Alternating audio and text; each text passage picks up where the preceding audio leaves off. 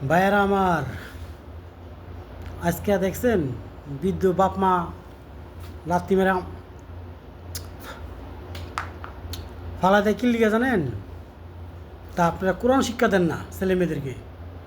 ওই মন্ত্রী minister barrister Forster ফারেস্টার doctor মুক্তার সব বানান, কিন্তু কোরআন শিক্ষা কেউ দেন না।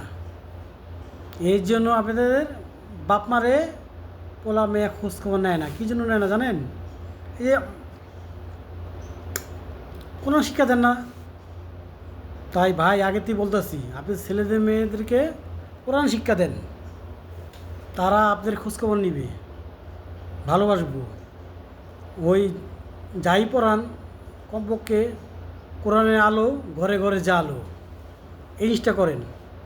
দেখছেন মিরপুর এক মহিলার 3 সন্তান, একটা মিনিস্টার, একটা কানাডা থাকে, একটা প্রফেসর ঢাকা ভার্সিটির, কিন্তু মায়ের খোঁজখবর নেয় না। সেই জন্য বললাম, কোরআনের আলো ঘরে ঘরে জালো। আপনি ছেলেমেয়েদেরকে যাই করেন কোরআনের শিক্ষা দেন। দেখছেন কোনো মোল্লা হুজুরের ইমাম সাহেবের মায়েরে বাবারে বিদ্রোহ আশ্রমে দিতে, কোনো হুজুরের মায়েরে ধাক্কা দিয়ে ফেলাই দিতে, কোনো হুজুরের বাপেরে ধাক্কা দিয়ে ফেলাইতে? এই জন্য তাকে কোরআন শিক্ষা আছে। তারা বাপ মারে খুব মাথার উপরে রাখে, বুঝছেন, মাথার উপরে রাখে। এই জন্য বলি ভাই, কোরআন শিক্ষা দেন। কোরআনের আলো ঘরে ঘরে জালো। যাই করেন আপনি, যাই পড়ান, ডাক্তার বানান, মিনিস্টার বানান, ব্যারিস্টার বানান, যাই বানান, তার পাশাপাশি তাদেরকে ইসলামের বাণী শুনান আর কোরআন শিক্ষা দেন।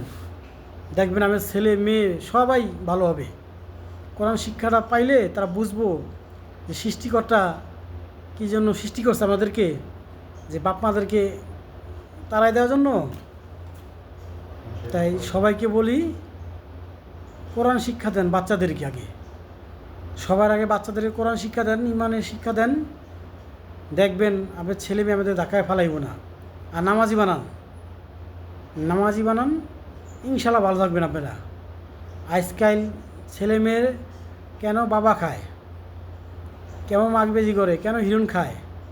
এই কোরআন শিক্ষা দেন নাই দিকে খায়, কোরআন শিক্ষা দেন নাই দিকে খায়। তাই এই জন্য বলি, কোরআনের আলো ঘরে ঘরে জালো, কোরআন শিক্ষা দেন ভাই। এখনও সময় আছে, কোরআন শিক্ষা দেন। তা আপনিও ভালো থাকবেন, পরিবারও ভালো থাকবো, সব ভালো থাকবো, দেশ ও জাতিও ভালো থাকবো।